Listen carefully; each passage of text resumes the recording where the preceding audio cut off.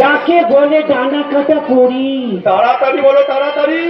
কি বলবো স্যার, আপনার সঙ্গে দেখা করতে পারি না। যখনই আসি আপনার অফিসের সামনে লাইন আর লাইন, লাইন আর লাইন। ঘটনাটা শুনুন। বলো। মেয়েটা আমার চোখে পড়েছে অনেকদিন আগে। সেই ছবির সঙ্গে মুখ মিলাতে গিয়ে স্যার জিনিসটা একেবারে সুপার ফাইন। সিরিয়ালের অ্যাক্টিং করার কথা বলতে ছুরি গানে আমার একটা ছি ছি ছি ছি ছি ছি ছি। আপনি দালাল নামের কলঙ্ক মিস্টার দোল গোবিন্দ বাবু। এই তো সেদিন আমার বাড়িতে গিয়ে বলেলেন আপনার মতো দালাল নাকি দুটো পাওয়া যাবে না, আর সেটা একটা মেয়ের গালে চড় খেলেন। যাক সে কথা, তবে এটা ডিজাইন কেমন? ডিজাইন এই বাংলা চারের মতন। তাহলে চার ফেলাবে মিস্টার দোল। চার খাবার মান নয়, সে সারা চার খাস। তাই? ঠিক আছে, আজই আমার ভাই মেঘনাথ বাড়ি ফিরছে। আমি ওই মেঘনাথকে বাঁধিয়ে ওই চুকরির জলসা করে একেবারে উতাল বাঁচিয়ে দেব। আমাকে কিন্তু স্যার আগাম দালালি দিতে হবে। কত দিতে হবে? তার মিনিমাম 50। 50?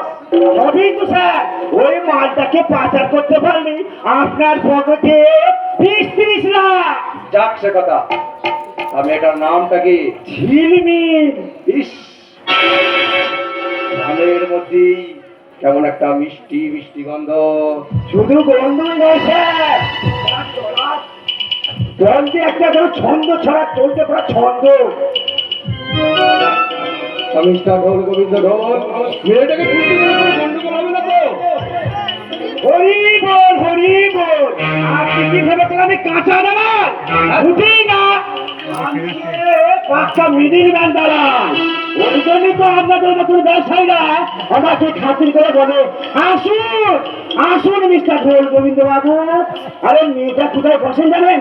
ওই মন্দিরের পাশে, যেখানে হরিনাম হয়, হরিনাম। ঠিক আছে। ঢোল বাজিয়ে ঢোল, হরি বল, হরি বল, হরি বল। বুঝেছি